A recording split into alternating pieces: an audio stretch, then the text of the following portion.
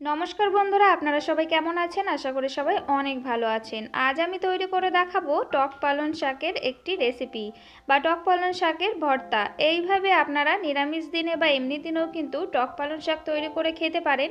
এটা গরম গরম ভাতের সাথে খেতে কিন্তু দুর্দান্ত লাগে। যদি ভাত খেতে ইচ্ছে না করে তবুও কিন্তু এক থালা ভাত নিমেষেই শেষ হয়ে যাবে এই টক পালংয়ের রেসিপিটি দিয়ে। তার জন্য আমি এখানে আমার পরিমাণ মতো পালং শাক নিয়ে নিয়েছি, আর পালং শাকটাকে ভালো করে ধুয়ে একটু কেটে নিয়েছি। আর এখানে ঝালের জন্য নিয়েছি কয়েকটা কাঁচা লঙ্কা। ঝালটা অবশ্যই আপনারা আপনাদের পছন্দ মতো ব্যবহার করবেন। এখানে আমি একটা কড়াই নিয়ে নিয়েছি, কড়াইতে আমি 1.5 চামচ মতো তেল দিয়ে দেব। তেলটাকে নাড়াচাড়া করে ভালো করে একটু গরম করে নেব। তেলটা যখন ভালোভাবে গরম হয়ে যাবে তখন এর মধ্যে দিয়ে দেব 1/2 চা চামচ কালো সর্ষে। এখানে কিন্তু সর্ষেটাই দিতে হবে, অন্য কিছু কিন্তু ফোড়নে দেওয়া যাবে না। সর্ষেটা দিয়ে একটু সর্ষেটা যখন ভালোভাবে হয়ে যাবে তখন এর মধ্যে 4-5টা শুকনো লঙ্কা দিয়ে দেব। শুকনো লঙ্কা আর সর্ষেটাকে একটু নাড়াচাড়া করে নেব। যখন শুকনো লঙ্কাটা ভালোভাবে ভাজা হয়ে যাবে তখন এর মধ্যে কেটে রাখা পালং শাকগুলোকে দিয়ে দেব।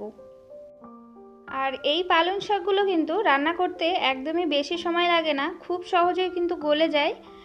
আমি পালং শাকটা দিয়ে দিয়েছি আর চিড়ে রাখা কাঁচা লঙ্কাগুলো এর মধ্যে দিয়ে দিলাম। এবার একটুখানি নাড়াচাড়া করে নেব। এটা কড়াইতে দিতে দিতেই কিন্তু যে শাকের যে পাতাগুলো হয় সেগুলো কিন্তু গলে যায়। যেহেতু আমি এর মধ্যে ডাঁটা দিয়েছি তার জন্য এটা একটু সময় লাগবে। এবার এর মধ্যে দিয়ে দেবো আমি 1/2 চা চামচ হলুদ আর 1 চামচ দিয়ে দেবো লবণ। লবণটা আপনারা আপনাদের স্বাদ মতোই দেবেন, তবে টক পালংটা খুবই টক হয়, তার জন্য এখানে লবণের পরিমাণটা কিন্তু একটু বেশিই দিতে হবে।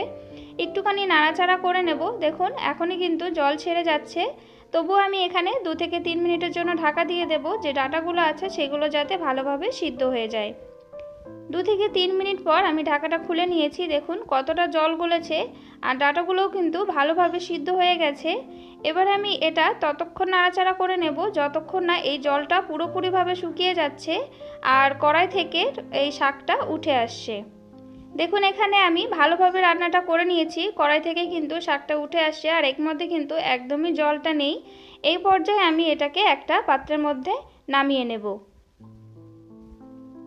দেখুন তৈরি হয়ে গেছে পালং শাকের ভর্তার রেসিপিটি যদি আপনাদের ভালো লেগে থাকে তাহলে অবশ্যই একটি লাইক করে দেবেন। নতুন বন্ধু হয়ে থাকলে চ্যানেলটিকে সাবস্ক্রাইব করে আমার পাশে থাকবেন। বাড়িতে এইভাবে একবার হলেও তৈরি করে খেয়ে দেখবেন, গরম গরম ভাতের সাথে খেতে কিন্তু খুবই ভালো লাগে। তাহলে আজ এই পর্যন্ত। ভালো থাকবেন, সুস্থ থাকবেন। আবার চলে আসবো অন্য কোনো রেসিপির সঙ্গে। ততক্ষণে সবাই সাবধানে থাকবেন।